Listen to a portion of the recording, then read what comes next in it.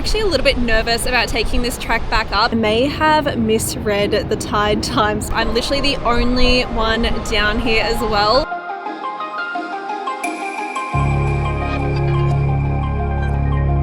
Actually looks so bloody good.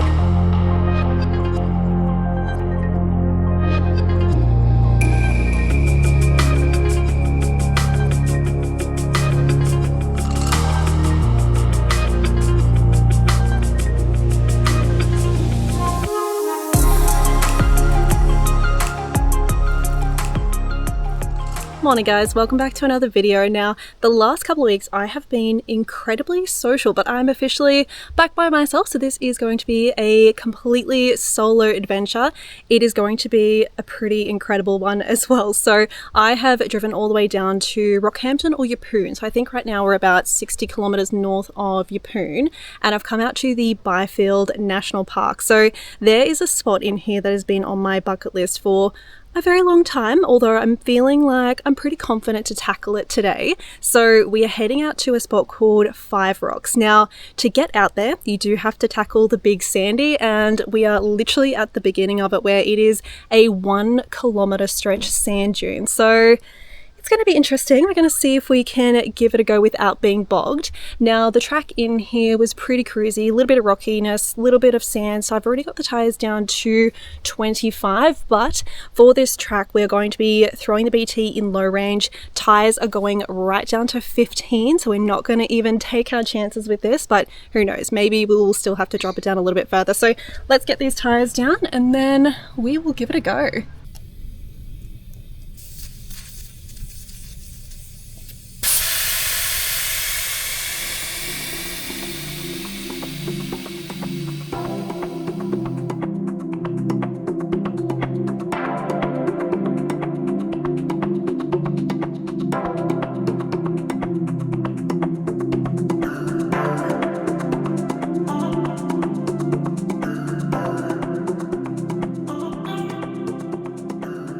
So far we are absolutely cruising along. So I did get caught up a little bit at the start just because a couple of people were getting bogged, so I just helped them get the tires down and get dug out there. But I've got my tires on 15, I'm in low range. Like I said, no issue so far. I actually did Nagala Rocks on Fraser Island with my BT completely stock, and I cruised through that. So I don't know if I'm going to put it down to my BT is just the absolute best touring rig, or maybe it's my driving skills or a bit of both. But yeah, happy days. We are not far out from the exit, but this is almost like a little bit of a maze. You're kind of just weaving through the sand dune, but yeah, I think we are potentially past the hardest part.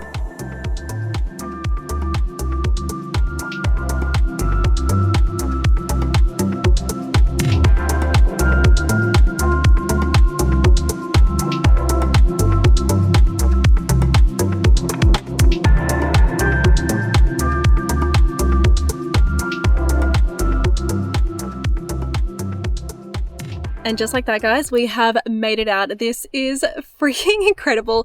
And I think because it is just so remote, it is midweek, there is literally barely anyone out here. So I've come straight out to the Stockyard Point. This is a really beautiful vantage point. So we can see Five Rocks right behind us here.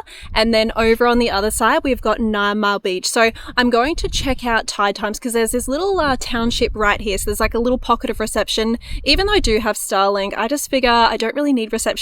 So when I do have it, I'm like, okay, let's have a little bit of a plan. So I'm going to check on tide times and then I think we'll suss out what we're going to do. But it looks like we can go for a little bit of a walk here. So we might do that first.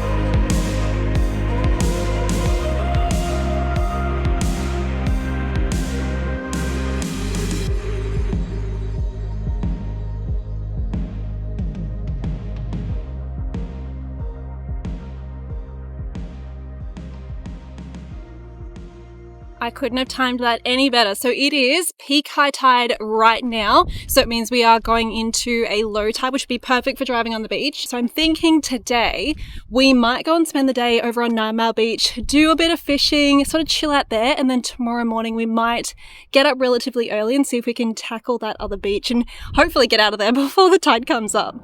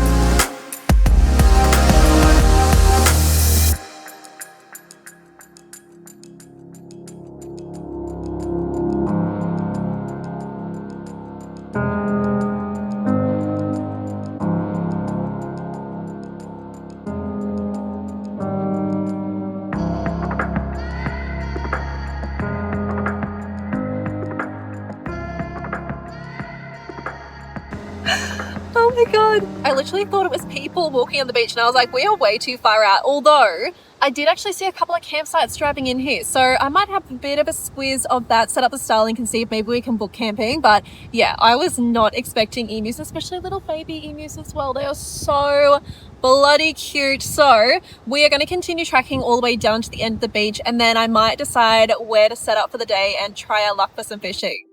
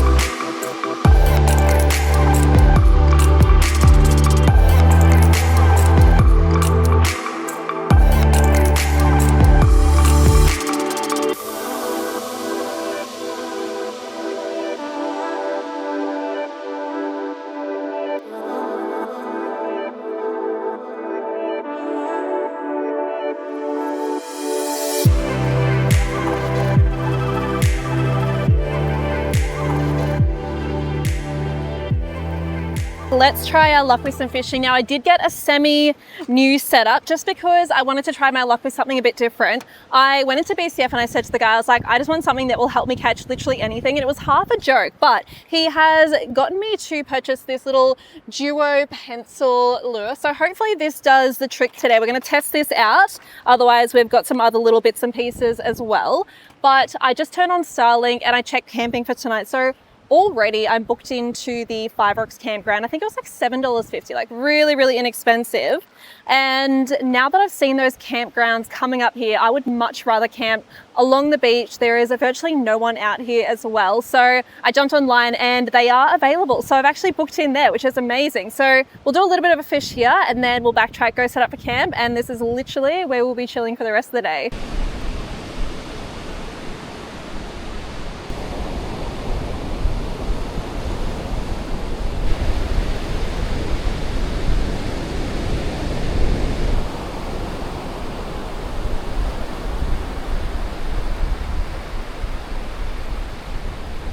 I'm definitely the definition of all the gear and no idea, but look, that's half the fun of it. I just enjoy getting out there and giving it a try. Now, I will admit though, this lure is super easy to cast out first and foremost, and then you can actually see it like swivel all the way back in. So a lot of fun nonetheless. There is right up the end there, it looks like there is like sort of some rocky sections, so we might just do a little bit of a trek up that way, see if we can try our luck, and then we'll backtrack and set up for camp.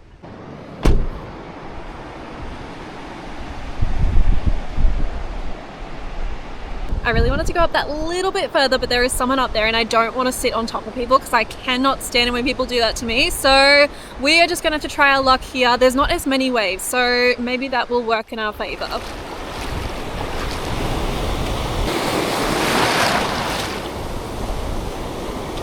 I have come back down to the campground, so there's like 3 clustered relatively close together. There is like nobody at any of them, so I feel like I have got the best campsite hands down with the best view. So I'm going to show you guys this spot, but this is Pendennis Campground, I think it is.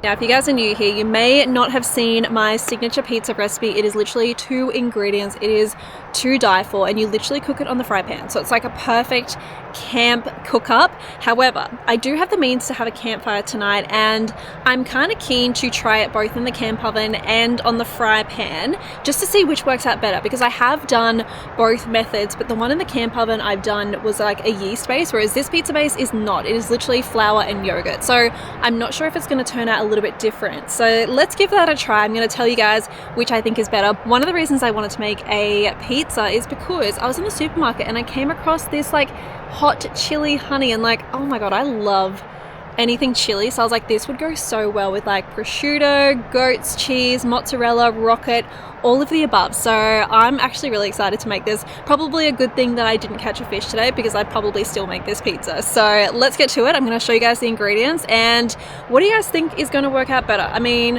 everyone's taste is a little bit different, but I'm going to get the fire going, and look, my money is that the camp oven might be a little bit better.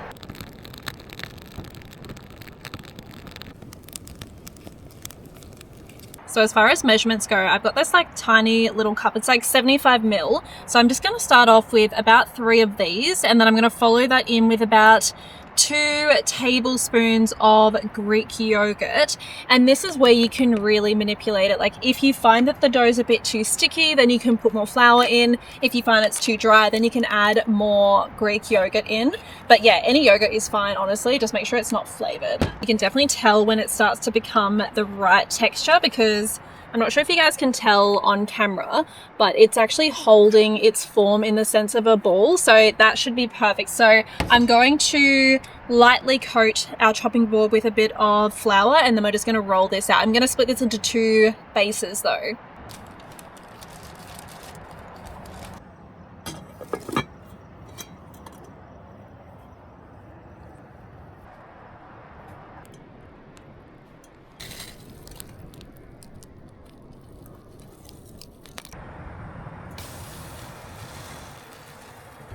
So from here, we're just going to let that sit for about 5 or 10 minutes. Just make sure you continue to keep an eye on it. You don't want the bottom to burn, but you want it to cook about halfway through so that you can obviously add the toppings and then cook it the rest of the way. Now, before I forget, because we're not going to have Italian without having wine as well. Now, Barossa Wine Cartel is like my absolute favorite Shiraz in the entire world. Their entire range is amazing. So I've reached out to the team to see if I can extend you all a discount. So if you do want to get your hands on any of these wines, I highly recommend it. I will put the full link and of course the discount code in the description below, but honestly, give it a try. It is very worthwhile, especially if you're pairing it with food as well. I'm actually thinking that our fry pan pizza might be a lot quicker. The camp oven is nowhere near being ready, so I just popped a little bit more of the coals underneath as well as on top, but in the meantime, we're going to get our fry pan pizza done. So I'm using a tomato paste as a base, and then I'm just going to layer on our prosciutto. From there we're going to add on our rocket, and then we're just going to scatter some goat's cheese and then top it with our mozzarella and then honey at the very end.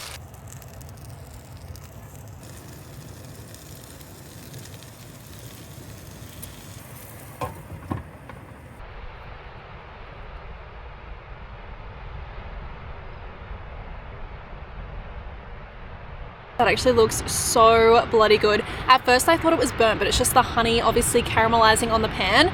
But let's give it a try and we'll see if it is worthwhile. Although, look at that view as well. That is stunning. Like, oh my god. Oh, moments like this, I'm absolutely in love with life, but let's give this a try. It's actually a lot sweeter than I expected. For some reason I thought the chili would come through a lot more, but really sweet. It could be the goat's cheese as well, but like, that is really good. I would highly recommend this. I'm not going to eat too much of this because I do want to try the one in the camp oven as well.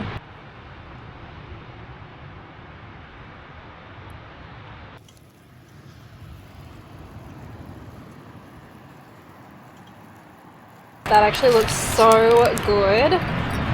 That's actually still really hot. I was probably being a little bit impatient. It could have definitely cooked a lot more. For that reason, I feel like I like the fry pan one a bit better. Like, it's quicker.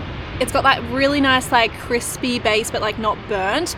But like I said, maybe try the camp oven for a little bit longer if you've got the patience, which I do not.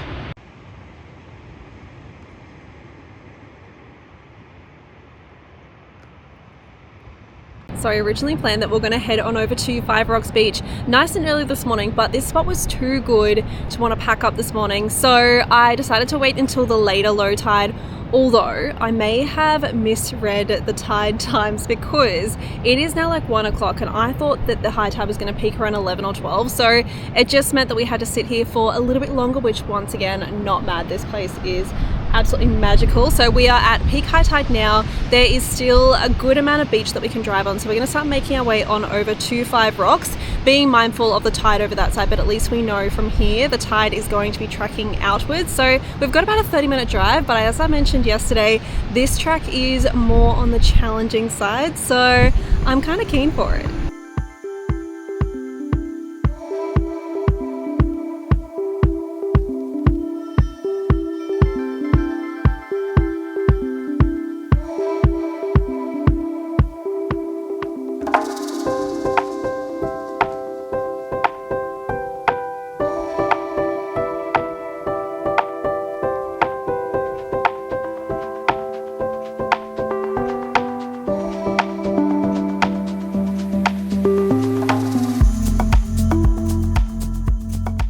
Honestly, Google Maps every single time sends me the wrong direction. Now, for four-wheel drive tracks, I sometimes use an app called New Tracks. I should have actually checked that before I set out. So we've obviously come a pretty long way around. So we've gone back to the Big Sandy, and then the goal was to take this little road that looped into Five Rocks, but that's only a one way. So I went to turn down there and it said wrong way, turn back. So now we are tracking down to the Five Rocks campground, and then it looks like there is a track that we can take around there, which we could have just kept coming down the beach. So it is what it is. It's been a beautiful drive either way, but at least that's a lesson. Unless I've got it completely wrong, hopefully that's a lesson that you guys don't have to find out the hard way. I can definitely see why Google Maps sent me the wrong way, because it's actually a unmarked track. So when you get to the crossroads that takes you to the campground, there is a track off to the left, and that's the one we had to take. Now this track is definitely tight. I have got so many new pinstripes. I've had to pull in my mirrors, but we're doing well so far. Although, one thing I cannot stand about the Mazda BT's 50s is that no matter what, if you're in full drive, if there's like the smallest thing in front of you, thankfully I've managed to turn off the emergency braking, but it still like beeps at you like crazy. So if you guys heard that in the background there, that is exactly what that is. But yeah, this is going to be very interesting to get out of. Let's just say that we're not even at like the most steep sand dune parts. I'm just taking it nice and slow. The views had better be worth it at the end, which I'm sure they will be.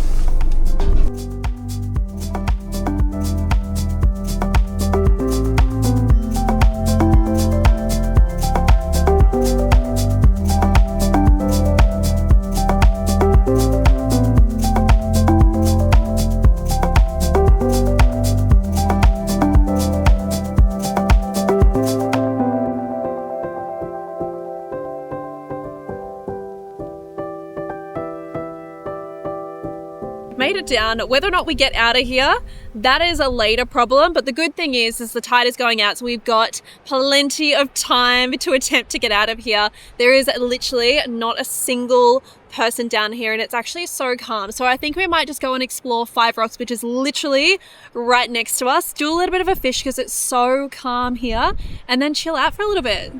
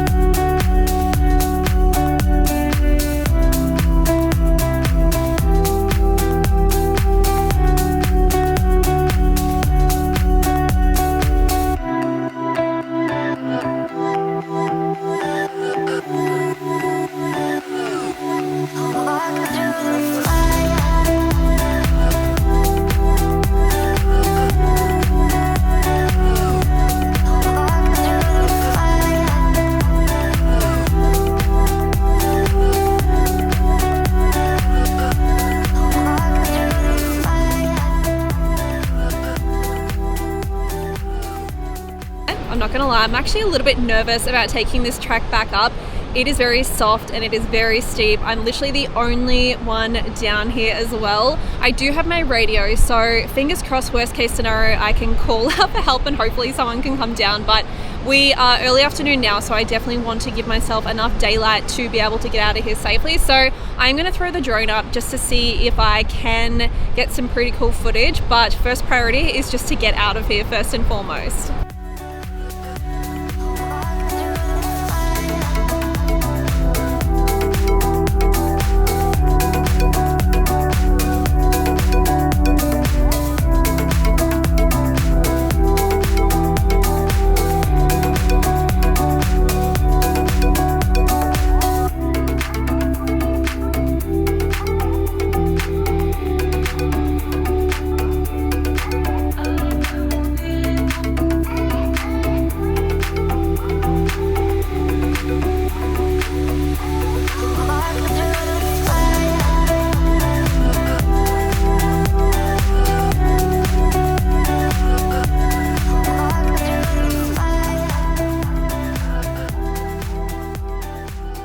I have no idea how I just made that in one go.